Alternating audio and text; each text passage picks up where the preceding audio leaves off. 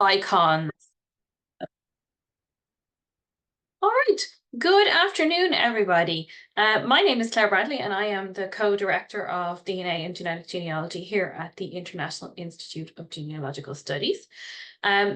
Before we get into today's topic, does anyone have any questions on current coursework or any problems that they'd like to discuss? If so, speak now. No? Everyone knows everything? Okay, great. I'll give you another opportunity when the recording is off at the end in case there's something you didn't want to ask while we're recording. So this is July's virtual meeting for our DNA courses. And this month we are going to discuss the new shared matching tools at Ancestry, which is a big deal. Now, to protect the anonymity of my own DNA matches, I'm not showing you live images of my DNA test here, so we're just going to look at a PowerPoint that I've put together, but I've taken screenshots of the relevant things and blanked out what's necessary. So let me share my screen with you. Okay. So let's talk about the basics first. To get this tool, you need to subscribe to a new level of options on Ancestry, which is called Pro Tools. Now, Pro Tools is not necessarily associated with DNA in the name, but this is where they have decided to put the enhanced shared matching tool. And that is because they would like you to spend more money on their website. So it's roughly $10 USD. It's about $7.99 sterling. It was originally marketed a bit cheaper in sterling, and then it went up, and some people were quite grumpy about the change, but it seems to be settling around $7.99, so which is roughly the same as $10 US. So it's not a surprise that they got it to that level. So it's going to cost you an extra 120 USD a year to have this if you want it all the time. It is only on a month-by-month basis, though. So you could subscribe to it for a month, have a play around with it, cancel it within that month, and then get it again later on in the year. So you don't have to have it the whole time. It's not an annual subscription. And at the moment, there isn't a cheaper option for buying it for the year. So for someone like me who works professionally with DNA, I'm going to have this all the time now, unless I'm taking an extended holiday or medical leave or something. So it's just going to be an extra $120 for me a year. I want to show you briefly the other things that this Pro Tools offers you, just so that you know what's in it, as well as, but we'll spend the bulk of the time on the DNA, obviously. So there's a few other things which are basically tree error checking, fan charts, and report writing. So error checking. Now, I ran this on my own tree. And when I first ran it, I got a tree not indexed error. But I checked back a day later, and it now reported that there were 69 errors at the time that I ran this report. And so the categories that it was identifying, there was possible duplicates and possible other issues, which is quite a vague term, I think.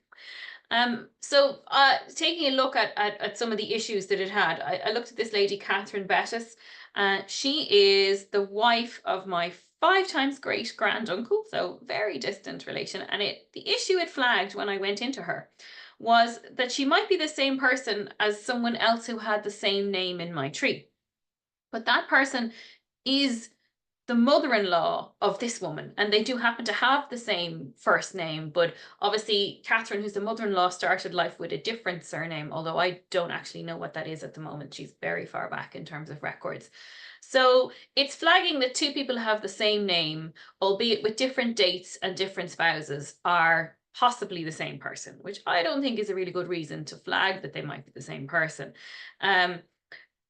It doesn't say why it thinks that, other than that they have the same name, as far as I can tell.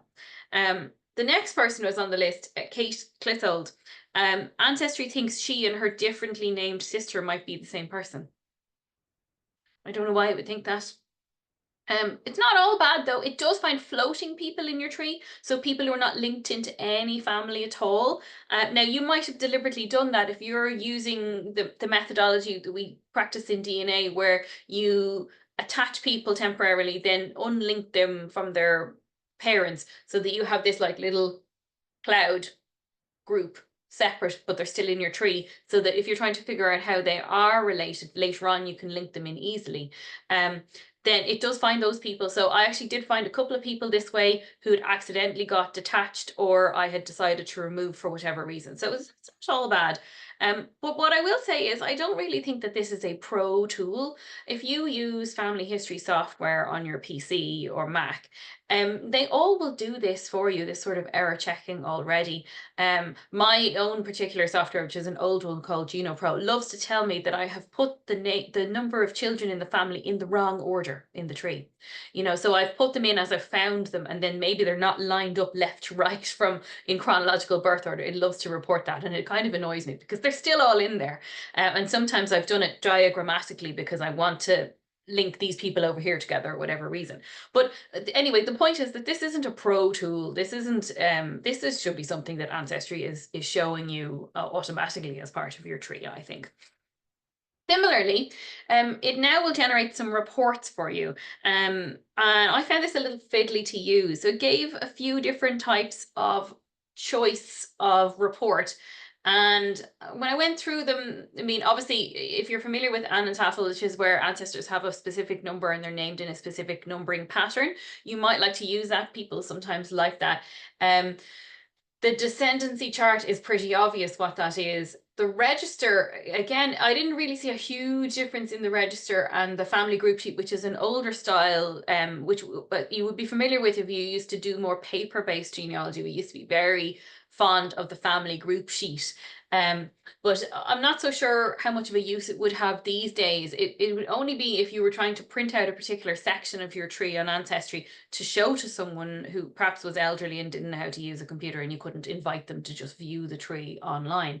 And then it gives 4 versions, which they've named after trees. Get it?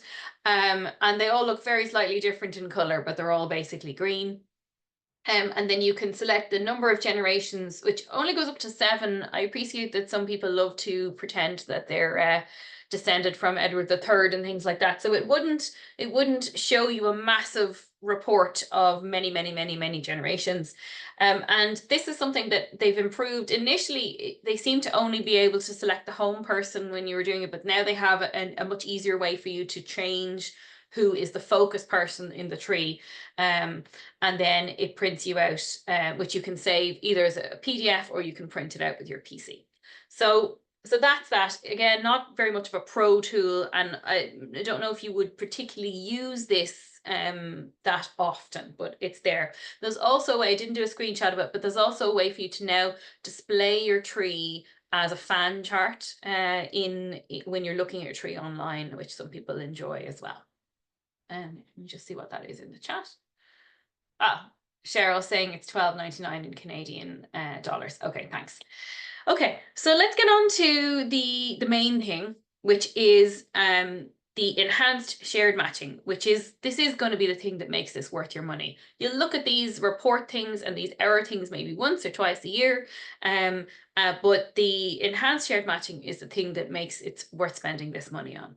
So, you might say, I already have this information on MyHeritage. If you're using your DNA on MyHeritage, there it is there. This is an example of what it looks like on MyHeritage. So we already had, this is me, this is the person I've selected as my match, and I can see how I relate to that person and how they relate. So in this instance, it showed me that these people were closely related to the match, and it showed me that I shared quite a bit of different DNA with them.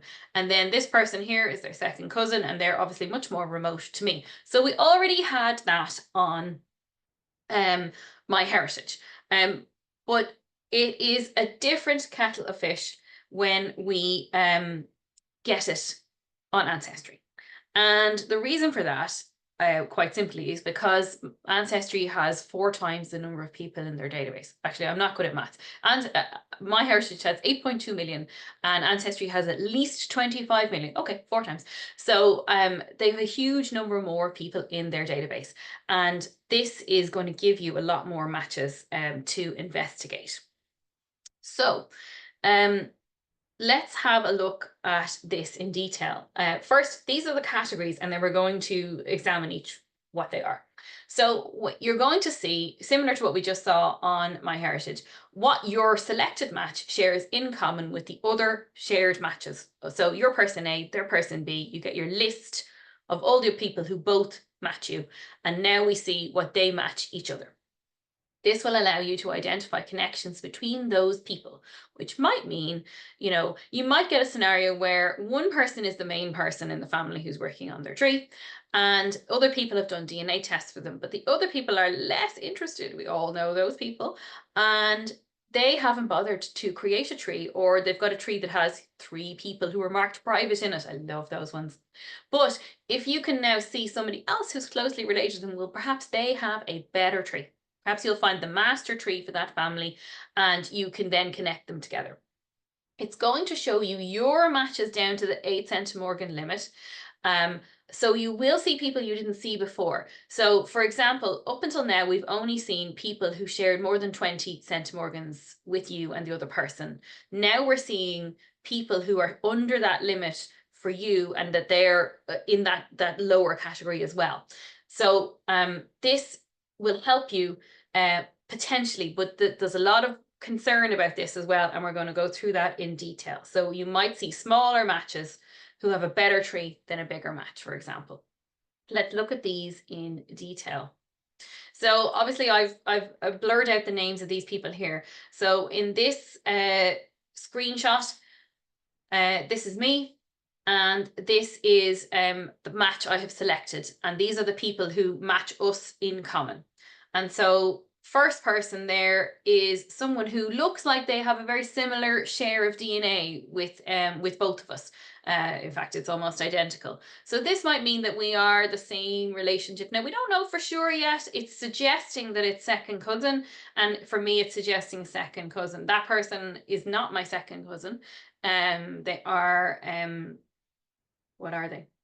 I'm trying to remember. They are a bit closer than that to me. I think they might be a first cousin once removed. Although, sorry, never mind. Anyway, there is a very similar amount. But look here at this person in the next. For me, they're sharing 154, but that person is the son of my match up here. So person B in this category is the child, or sorry, the parent of this person here. So that immediately identifies something new for me. And then on this side, we see something interesting here. So this person, for me, shares 145 centimorgans, but with this person, they do have a DNA match, but it's a small DNA match. It's a quite small DNA match. And that might mean before I might have focused on this person and gone, okay, so they share DNA with this person up here with me, and maybe I can find something. Now I'm going, okay, so they do have a DNA match, but it's much more remote. So perhaps they are less of a person to focus on. You can also, from this tool, do new things. So you can edit the relationship to add the person into your tree if you already know precisely how they are connected to you. You can edit the group. So these are little colored dots, which are now squares. And you can add, remove, and create from there. And you can also add or edit a note. So if I had a note about this person, say who they were, for example, I can now do that from this menu here. So I don't have to click into the person anymore, which is great. It's a bit of a time saver. And I can update these things here. You can also click directly into their tree by clicking on the tree image, and you can also click directly into the Common Ancestor tab if it shows this for you. So the little bit of enhanced functionality there, which just should speed up your work on these particular people. Okay, so let us go on to the next. So this is where we're going to see the big improvements here. So here is someone who is a confirmed second cousin once removed of mine on my mother's side.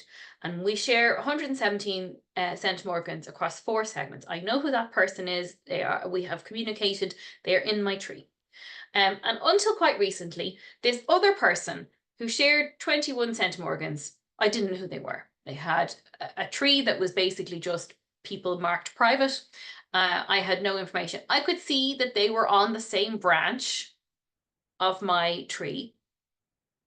generally, but I didn't know who they were. And 21 centimorgans is a very small match. I'm not going to spend time looking at this unless there's something obvious. I'm not going to spend time. But now with the new enhanced matching, I can see that this person is the brother of this person. So I know exactly who he is now, because that guy in my family tree, he's already in it. He's only got one brother, so it has to be him. They're full siblings. Of course, I say it has to be him. There's always the possibility that there will be another brother that you didn't know about, but in this case, it is who I'm thinking it is. So straight away now, I don't need to waste time ever looking at this person again. I know who he is, and but I will like to point out to you, look at the randomness of recombination in DNA. With this person, I've got 117 centimorgans, and with this person, I've got 21, and they are the same relationship to me. This here is estimating that it might be a half third cousin once removed, or a third cousin twice removed. And in fact, he is my second cousin once removed. So there's a big change there. You can still click on these hyperlinks, by the way, from this menu and see the full list. And I think perhaps some of them are a little bit generous in what they're suggesting, that there are always more possibilities, particularly when we get down to these tiny matches. Just grab a drink.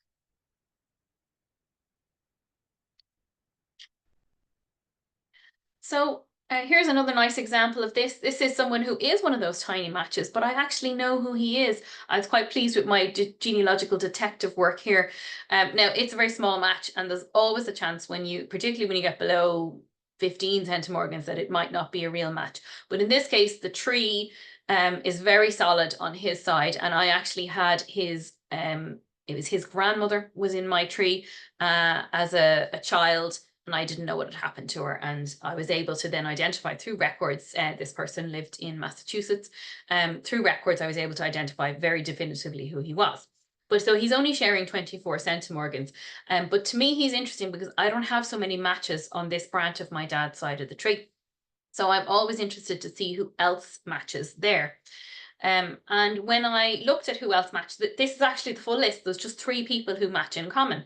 And this person here, I knew who she was. She's my father's second cousin, and she was a known quantity, and she matches him there. Let's go down to this third person for a second, and you can see that she is actually the daughter of this 24 centimorgan match. So before now, again, a private tree with very little in it. She only shared 19 centimorgans. I wasn't going to spend time on her, but now I can see that she's this guy's daughter. So I've added her into my tree, which is nice. But let me get on to some of the pitfalls of this. Here's the same screenshot again. Now, did you notice this? Gold star if you did. This person is not matching me on the same side. So Ancestry, if you're not familiar, shows you whether a match is parent 1 or parent 2, and hopefully you're able to identify which is your dad and which is your mom in these categories. And I have been able to identify that because I have various people in my family tested. So I was able to relabel them paternal and maternal. This woman is in fact a Bradley, so she is the same, she is my dad's side, and I knew who she was already. And this person, as I say, is the daughter of this other man who I've identified through records. This person here is not on my dad's side. It's a 19 centimorgan match. I don't know who they are, and they share 47 centimorgans with my 24 centimorgan match. Now, what's going on here? This is a big red flag, and this is an area where you need to be careful with these records, with this new tool, because probably what's happening here is that I match this person in one way on my mother's side, and this guy matches this person in some other way. So we're not likely looking here at a situation where we all 3 of us, me, this guy, and the third person, have a common ancestor. We're likely looking at I match person B and I match person C, and person B and person C match each other another way. So that it's not a triangulation. And the big clue is that this is on the maternal side, which I already know. My parents are not in any way related to each other, and my DNA doesn't suggest that they are. Now, if you had endogamy here, or you had some sort of pedigree collapse in your family, or there were multiple relationships, well, then you might have to consider this sort of thing. You might have to consider that there was a way that you are related here that you don't know about. But in this case, this is a red flag that I should ignore this middle person in this particular category. That's not to say that I shouldn't go off and investigate this other person in their own right, but very important to not get muddled up between them, particularly when we're looking at these small matches. So let's go on to, we just talked generally about the pitfalls, and I really kind of want to hammer home what I'm talking about here. So we're now seeing the shared matches under 20 centimorgans. So some of these might be false positives. They might be just a piece of DNA that matches accidentally because we're all humans, as opposed to a piece of DNA that is identical by descent. So a clue for that is when the side view crosses over from maternal to paternal, or if you haven't labeled them from parent 1 to parent 2. You cannot presume that they're related through the same line of descent. I also want to point out that the system is still quite buggy at the moment. What I mean by that is, I showed you back here this ability to add into these sections. I have added quite a lot of notes in, so I've been going through and I've been looking, oh, okay, so this person matches this person over here at 500 centimorgans, so they're closely related to each other. And I've been marking in those things in my notes column. And sometimes I press save on the notes column and it doesn't save, and you have to refresh the page and it hasn't saved your note. And so I also have had to re-add people to groups that I thought I had already added into a group or created. This is likely because so many people are using this at the moment and they're still ironing out the kinks in it. I expect these things to improve quite soon. And let's go back there. Oops. I want us to chat about it now as well. So there's probably, as I say, they're still getting to grips with these things, and I think there will soon be some enhancements. They were talking about being able to show you potentially which side of the other person's tree matches. So, you know, can we get an import of their side view as well, so that we can see from them, oh, they match on the maternal side or the paternal side. That might come in a future development. And I would really like to see a little triangulation symbol like we have on MyHeritage that would tell us, okay, not only do these people share DNA, but there is an overlapping segment. But of course, Ancestry doesn't want to give us segment information, and they've been very reluctant to do that, and I don't think that that's coming. I don't think we're going to get a chromosome browser from them anytime soon, or ever, realistically. So you might not get that level of information from them, but they might show us something like the longest segment you match with the match, maybe something like that. I'm kind of just speculating about what might come, but as they get used to as people who are professionals start to use this on a regular basis, I think you will see them feeding back what they would like to see as improvements. And they realize that this is a tool that people are paying for, so they hopefully will listen to feedback and make improvements on it. But as it stands, this is an absolute game changer. I've already solved about 12 mystery matches in my own DNA, and I haven't devoted a lot of time to it because I'm working on other people's. I'm systematically going through all of my clients, and particularly people who were a bit stymied on what to do next, and going, okay, so show me all the shared matches. And so, for example, there's a lady I'm working with to help identify her birth father. She doesn't have a lot of really solid matches, but she had a couple of people who were in the sort of 250 centimorgan category. They hadn't replied to my messages, and I had wondered, are they related to each other? I could see that they did have overlapping DNA in the old system. In the new system, I see actually that they're not terribly closely related to each other at all. So we're probably looking at something where maybe one comes from one side of her dad's family and one comes from the other side, but they're all from the same area. You know, it's not, in that case, it has said to me that, okay, we're still not any further along. But with other cases, I've immediately been able to go, oh, hang on, all of these people are related to each other and they're quite closely related. And I can now pop them into a tree together, and I can focus on, you know, how are they connected to someone else. So it also might show you potential misattributed parentages, which you might be able to identify, but other people have not. So just be cautious when you're using this tool and you're talking to your matches, that that you get a sense of what they know before you inadvertently spill the beans on something. If you can see that somebody is a half sibling, for example, and they don't have a half sibling listed in their tree, well then, there could be something that you might inadvertently uncover. So just be careful with that when you're looking at this information. I'd like to take some time to chat about it. First of all, has anyone used this yet? Anyone want to come on, mic, or put something in the chat? Let me know your experiences with it so far. This is Larissa, Hi, Larissa. and I have used it a little bit. This was exactly, if I was going to ask questions today, this is what I was going to ask questions about. Great. My situation is a little bit, it's not like they're really close. So the ones I'm looking for are ones that are further away, but the way I think this helps me is it lets me know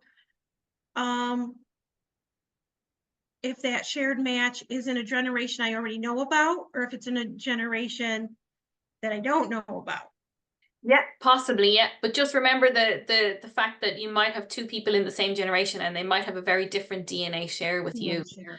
It might not be as obvious, like that match example I showed you, two people, and one shared 21 centimorgans and one shared 117, and they're the same relationship to me. So when you're going back in time, that is always more of there's always more of a chance there.